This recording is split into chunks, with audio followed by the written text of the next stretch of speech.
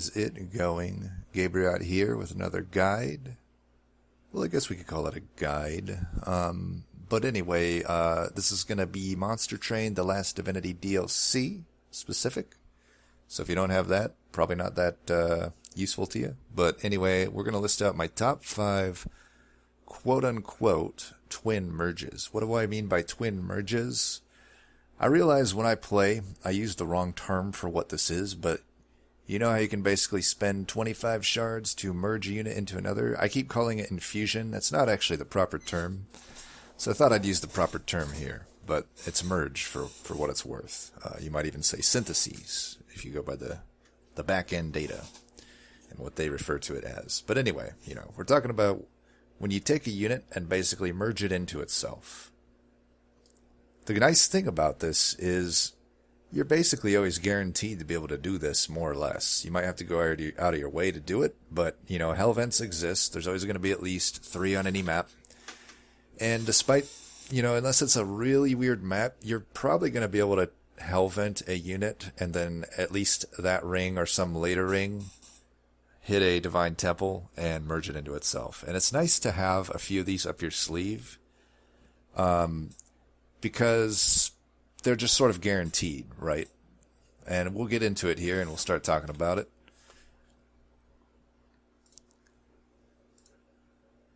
As I said, we'll start talking about it. We got the fancy animations here to unveil number 5 on the list, Titan Sentry.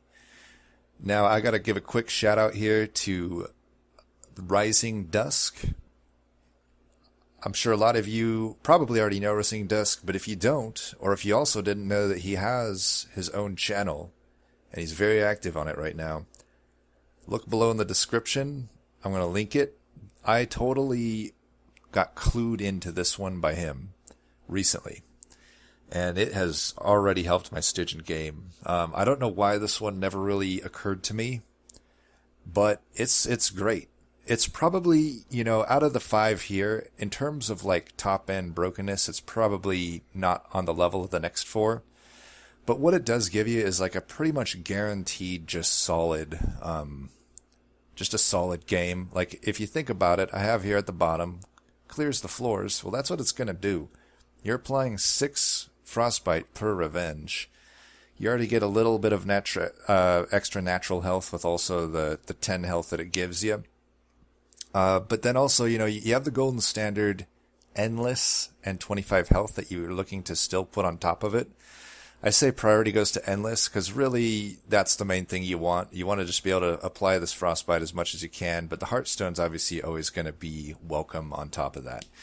And you can use this in a multitude of ways. You can just have it on by itself on the bottom floor, keep replaying it, keep having it just do its thing, or you can put it in front of your people. In front of your main floor and just keep replaying it so that and obviously going into Relentless, you want it to try to get back at full health. So try to kill it right before then. But yeah, that's really just the idea. It's nothing super broken. It's just 6 frostbite per hit. That will kill every single squishy, armor or no armor, through the entire game, even to last Divinity. So, it's pretty solid. And let's just say, I noticed Rising Dusk, who, by the way, I've shouted him out.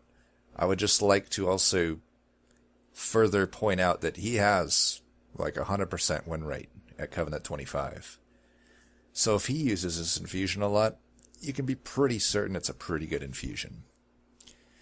And I'm especially grateful for it, honestly, because Stygian has been a struggle for me in the DLC, and this now gives me some really solid bread and butter to go to. So that's Titan Sentry. Next, we have the Paraffin Enforcer. And this one I also got to give a shout out. This is to the man of many names, my good friend Mr. Papos Penguin. You might also know him as Beast of Bones or Vision of Fire, depending on what circle you're running in. But he's a melting remnant. I don't know what a melting eminent is, but he's a melting remnant expert. He's an expert at pretty much all the clans, but he especially is an expert at Melting Remnant, and this is one of his go-tos. And I've also been using this more lately, and there was a time I actually I was using it a proper amount, and then it fell by the wayside, and I suffered because of it, because this is like, so many times, this is just such a solid infusion. If you think about it, already what it gives you is essentially multi-strike as far as the rage is concerned, right? Normally it just does 3 rage on strike. Well, if you're doing 6 rage on strike, 1 strike essentially equals 2 strikes in terms of the rage it provides. It's even more when you factor in he now has burnout on himself, so he actually gives rage to himself. So past the first attack, he's getting additional benefit.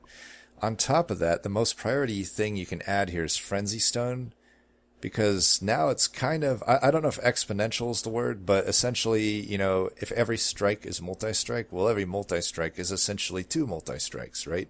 So on and so forth. You're getting now 12 rage each turn if you have a Frenzy Stone on it.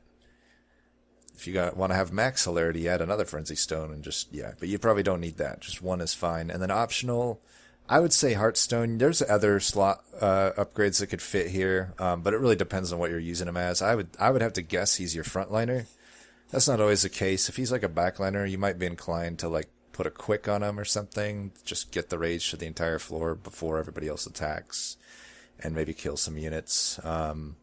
Maybe you need a little bit more burnout. That could work too if you're kind of hurting for, you don't have like reform and you need to find burnout extension quick or something like that. You want to add a little leeway there. The 2 burnout could be a little bit of an issue. But yeah, the thought here is you're just going to hyperscale your floors. It's kind of ridiculous getting 6 rage on strike. And to be honest, Paraffin Enforcer is pretty ridiculous into a lot of stuff, but I think I have lost a lot of games where I get too greedy and I try to put them into something else that has a super high ceiling, but not necessarily a high floor, such as like Shadow Eater, for example. And then I like miss my morsel and I just die. Whereas Paraffin Enforcer is pretty solid. I mean, it's pretty easy to just have him sit there and strike things, right? But anyway, that's number 4, Paraffin Enforcer. If you haven't been using it, I highly recommend trying it out. It also turns dregs, which I hate, into pretty powerful just nukes. Even better if you can burnout extend them. Obviously, you probably want a banner unit behind, but dregs work as well. Nice thing about that one, too, is you can hellvent it, and it works nicely with each other on the floor. And then the third one here is Molten Encasement. There's an argument to be made here that it might be win more territory, but I don't know if I agree with that assessment. Now, I will say that often you might be better off putting the encasement with something else versus putting it on itself. Like a Fledgling Imp and Molten Encasement, for example, is a very good infusion. Or if you are like lacking AoE, you could put like a Devourer of Death with it or a Molten Imp. So it really depends on what you need. But what I think, I think that putting the stealth onto the stealth and getting 4 stealth per extinguish, 8 by the way if you have that artifact that doubles your extinguish triggers. But even just 4 per extinguish, it really guarantees relentless. It guarantees your survivability. It also makes it so I still would say I would Immortal Stone. Endless is going to be the best priority upgrade to put on it. But if you don't happen to find that, and say you don't have that consistent a reform or any reform at all, that extra stealth just makes up for the lack of that, right? So you can have it just explode once, then maybe you miss reform for 2 turns, but then you find it on the 3rd turn and you still have stealth left over, so you're still stacking stealth. And you'll still probably be good for relentless. So I really don't think it can hurt to put it on it to itself. And also, I like to put a Wick Stone on it, mainly if I have the Immortal Stone on it, or like a Votive Key or something, because often it can be hard to kill it if there's obviously nobody on the floor, but you want to keep getting those stealth stacks. And also if you have like Harvest Synergy, you want the Harvest Synergy. So I really like putting a Wick Stone on it if I do have Endless. And yeah, stealth your floors for days. If you have this into itself, let's say you never found Endless and you never found Reform. Unlikely, but it happens. You can just hellvent this, and you might just be good. I mean, that's already 8 stealth. 12 if you want to hellvent it again. That's a lot of stealth. Probably don't need to replay it at that point. And then number 2, this is a favorite of mine. This is my most common one, by the way. Fledgling Imp. Fledgling Imp can go into anything. Anything can go into Fledgling Imp. But it's hard to deny the power of Fledgling Imp into itself. I do this one so much and it produces amazing results. It does so much, like beyond just the insane rage that it gives to your floor. 10 rage. That's assuming, by the way, we don't have double summons. You're getting 20 in that scenario. But 10 rage. That's 20 minimum damage to the floor. 30 if you have the artifact, the rage artifact, and like however many with brute. It's such a high number I can't even count right now. It's a very high number. Let's put it that way. 3 times whatever that is. It's complicated math, I know. But anyway, hyperscale your floor, kind of like Paraffin Enforcer, but also chump block. You can't deny that portion of it either. And that, by the way, is why Shield Stone makes its way in here. Now, obviously, Endless is super high priority on this one. If you're not running Melting, like Melting you can get away with no Endless, obviously, since you can reform. But if you're not running Melting, you really, really need Endless on this to really make it work. You can make it work without it. Like similar to Molten Encasement, you could maybe just Hellvent it a few times. But really, you want Endless on this one to really make use of it. Now, the optional ones kind of are clan-specific. The Wickstone one is similar to Molten Encasement. That assumes that you're not having much luck killing your own unit every turn, and the Wickstone's just there to ensure that. The Shield Stone is a little bit different. That's if you're really needing that chump block. I think that's a super good one into Seraph the Patient, for example. You basically, you have 2 of them with Shield Stone on it. You're guaranteeing that, his Patient's just never going to get to your frontliner. May not even be able to get any melee weakness on it. But I like Shield Stone a lot better than, say, 25 health if I'm using it for chump blocking, because with Shield Stone I can keep the health low, and anything that has piercing, Hornbreak for example is pretty common, can still self-sacrifice it if I need to do that. Whereas 25 health, I'm going to need an upgraded Hornbreak at that point if I'm going to kill it. I gotta, which hopefully I have by then anyway, but not everything's Hornbreak, right? It could be other stuff too, like if it's just like, say, a torch with a +10 and piercing on it, it won't kill my 25 health one, but it will kill the Shield Stone one. And also, I think against Patient, the 25 health really just isn't enough. So, Shield Stone definitely preferable. Hyperscale your floor, chump block. What more is there to say? Get a wide floor. Low pip units are nice. Just don't use it with a hidden passage deck. You're wasting it then. Use it on, just usually like 2 solid banner units behind it. One of them that's the damage carry, maybe both of them are damage carries, that's fine too. You almost don't need that good of a tank when you're chump blocking a lot. The earlier you can do this one, the better. That way you can add future Hellvents to just Hellvent this unit itself, the infused version. There I am calling it infused, the merged version.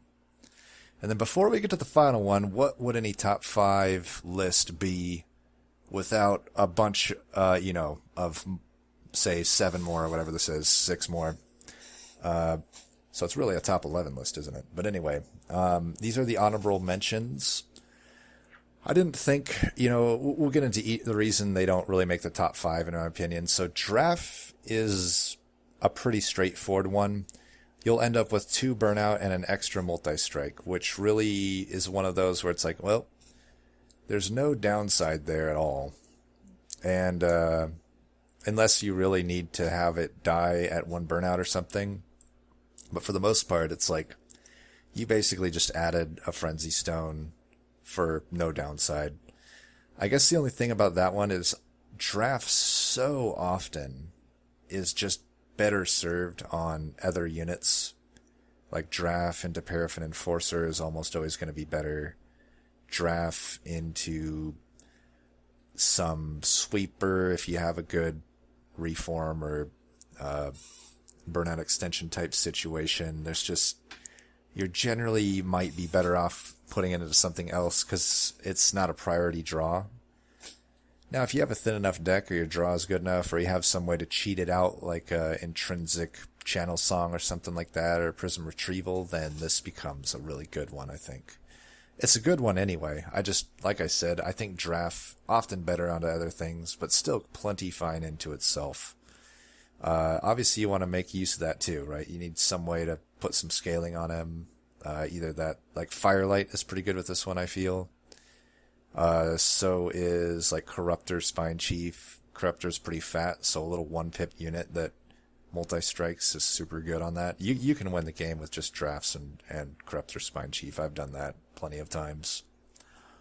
Next one on the list is Entombed Explosive. The way I feel about this one is it's very good floor, just really not that much of a ceiling. It can. I mean, I think I had one run where I did this early and like got the 5 times event. So that's a pretty unique situation though. Usually you're just getting like 1 or 2 of these. Like maybe you hell vent it once because there's nothing better after you've done this synthesis already. But really, you know, without the double, without the artifact that does the double extinguish, it's 100 damage for an Ember. You know, you need a pip for it. So it's pretty solid. The thing about melting is they often can lack like front-loaded damage, especially early on. And this just solves that issue. I mean, 100 damage is going to kill most things, especially rings 1 through 3. Rings 4 through 5, it depends on your shard count. If you're pretty sharded up, there's usually 160 to 180 health units. And it won't kill them, but it'll go a long way to helping it. The nice thing, too, is it's not just 100 flat damage. It's 50 and 50, so if you happen to kill the first one with a 50, you'll still get some damage to the next line. So the ceiling, it just isn't there, but the floor really is. To re-invoke a name that I used earlier, Mr. Papa's Penguins does this one a lot. And he's darn near 100% win rate, Covenant 25, with like every iteration of Melting Remnant. So if he's doing it that often, you know it's a pretty good one, right? The other one here, I have Welder Helper. It just seemed to me to pale, not pale in comparison. That's overstating it. It just seemed lackluster. That's also overstating, but I don't know what word to say. It just didn't seem to measure up to the Molten Encasement self-cloning infusion or the Fledgling Imp one. It's the Fledgling Imp.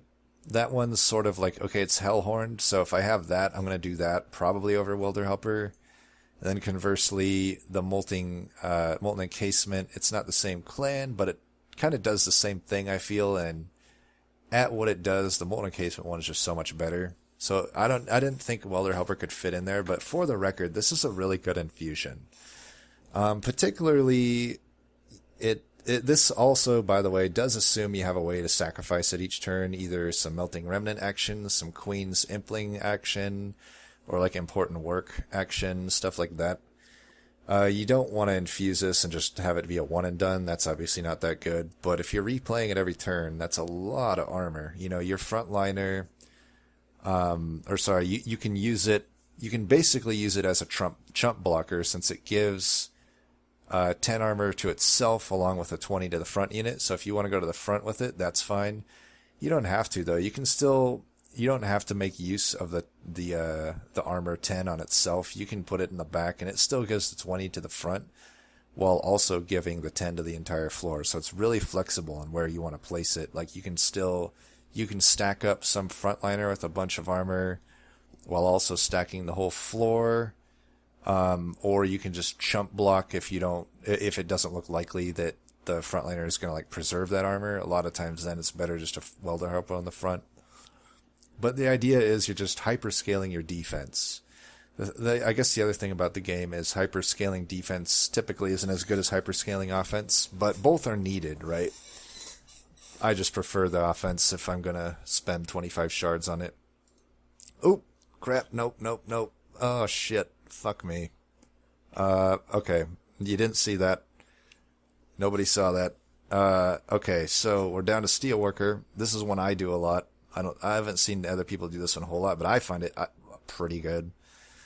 And again, though, it's kind of like draft. It's like often I just want to put Steelworker on something else. But the nice thing about Steelworker onto Steelworker is it does what it does better than any other infusion could do, other than like Bogfly Egg, I guess. Because Bogfly Egg would technically, once it hatch, give 10 armor to the entire floor. But other than that, you know, Steelworker onto Steelworker is going to give you 10 armor to the entire floor. That can often just be exactly what you need, right? Maybe even can afford a Hellvent on this, and you'll get 20 armor to the whole floor. Very good with overstacking floors, too, is Steelworker. So Hidden Passage would be the likely candidate, but any way that you have to overstack a floor, Steelworker is going to be there. And Awoken Hollow, this one is a really good one. I also kind of was inspired by Rising Dusk on this one. The downside here, though, is like I think everything in the top 5 to me doesn't have much of a downside and isn't necessarily very situational. The top 5 to me are very bread and butter, whereas this one, there's plenty of runs where it just doesn't really make sense to do this. Because it's already a 3-pip unit. Adding another pip is going to make it a 4-pip unit, so you certainly need a pip upgrade or some cavern that allowed you to do this, or some overstacking card that allowed you to do it. But hey, if you have that, this is an amazing one. You also, on top of all that, you do need rejuvenation, probably the restore is basic, or some, if it is root seeds, you know, a ton of glimmers or whatever heal card you have. You have to have enough heal cards for it to make sense on top of all that. But hey, if you got all those pieces together, you're going to get 4 per rejuvenate to, you know, whatever unit you got with it. Maybe an Animus of Will, maybe a sweeper. Who knows, right? But you're going to, that's pretty crazy scaling if you think about it. Like, in a typical, like, rejuvenation spam deck, if you're really properly building it, like the way I would build, for instance, a explosive sentient deck, if I dedicated enough restores to this Awoken Hollow the way I do to those, you're looking at probably 20-20 to the unit every turn. That's pretty insane scaling. Anywhere from 10-10 to 22-20, depending on how lucky you got with spell chains and whatnot, I suppose. And what point in the game you're at. But that's a pretty good one, right? It just requires some moving parts. And then Animus of Will, this I think falls into the Steelworker and Draft situation. Giraffe, even. But mainly that it's often either better to put the Will infusion onto something else, or conversely, to just put an infusion onto Animus of Will.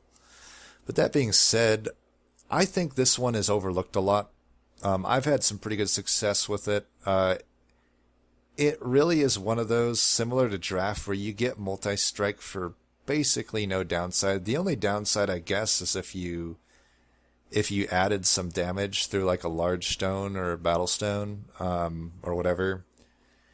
But to me, I would, even then, it's not that much of a downside. I like a 4 striking Animus, right? And that's, you could even have more if you found an additional Frenzy Stone. But at that point, it's like your need for scaling goes down. Your ability to deal with Relentless is just even better. Your ability to clear the Divinity waves is even better. I think that it's overlooked. I think this one needs to be done more. It might have even been worthy of top 5. I just didn't really run it enough to justify the top 5 inclusion. But who knows? Maybe I'm down to try this one more and more. It's been pretty good the times I've done it.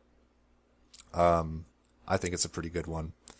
And now, anticlimactically, since we've already seen the number 1, and I had this cool animation prepared, let's do it again. Yeah, nobody knows what it is, right? Oh, there it is. Alloyed Construct. What a beast. You know, we talked about Draft and Animus of Will having basically no downside with adding multi-strike. Well, this gets literally no downside. There is absolutely no downside whatsoever on this one's multi-strike. And not only that, not only does it get the multi-strike, which is insane enough, right? This would be good on its own if it didn't get the Gorge. it makes its Gorge effect twice as powerful, which I'm telling you makes this unit so much better. Especially if you're not running a Shade Splitter deck. Like, Plinks are unreliable, especially early game before you have damage upgrades on them.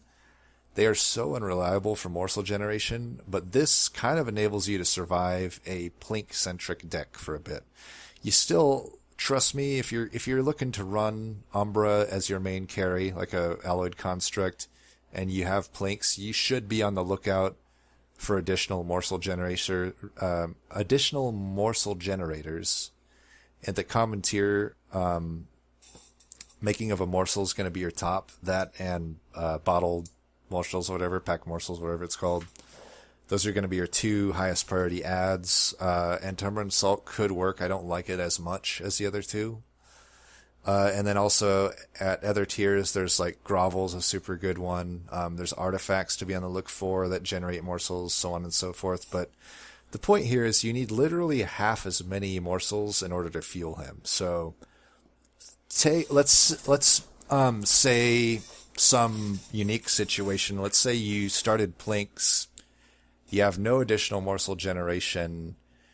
You take an alloy as your unit draft on the Ring 1 reward, then you go and find another alloy, and you have a Divine Temple. Well, this is a lot easier to make work now. You can put it into itself, and now you only really need to generate like 2 morsels, and you're going to have 4 fuel at that point.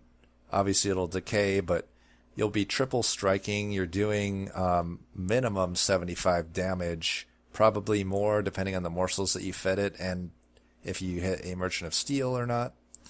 Hopefully you did. And at that point, you are now going to get at least 2 extra attacks, 2 extra rounds of attacks that you weren't going to get before. Honestly, before, you may not have even gotten any attacks at all. Into the Relentless Fight, I should say. So, I just realized how horrible I just explained that, but hopefully that makes sense. You have to gorge way less. You get an additional multi-strike. There's no downside to it. It's an easy one to make, because like I said, if you find one of them, well, you can just Hellvent it and put it into itself. It's a super good unit. It's probably the best Umbra unit. I would even put it above Morsel Maid. I know. Cue the jeers, cue the boos, but I think that this is better. Anyway, the highest priority you want on it is Speedstone. At 3 attack, Frenzy Stone's great too. Like, don't get me wrong, I'll take an extra Frenzy Stone if I see it, but Speedstone is actually better than Frenzy Stone at this point, because, you're attacking 3 times. An extra attack is fine, but you'd much rather just prevent yourself from being damaged. Survivability is always a potential issue with Alloyed, since you have to frontline with it, right, to gorge it. So, on that same note, optional upgrades, I almost always like to put a Heartstone on it. I'll settle for Shieldstone as well. Both will be essentially fine. Large Stone is great too, if and only if, you can justify that extra pip. You can't always. Like, say you only have 5 pip and you're relying on a morsel maker to generate your morsels. I mean, at that point, if you had played morsel maker, if you draw morsel maker turn 1, it's going to be 3 pip, because those 2 morsels are going to generate, so you're not going to be able to fit alloy down turn 2 if it's large stoned. So things like that you got to think about. But large stone's great if it can make sense. You could say that about almost every large stone upgrade onto a multi-striker. And that's pretty much it. That's my top 5. Super interested to see what everyone thinks. If there's some blatant ones that I missed, let me know. I'm sure I did. If you have a favorite of the ones listed, or if you didn't really think about any of the ones listed, now you're going to try them out, let me know how it goes. And as always, thanks for watching. Peace.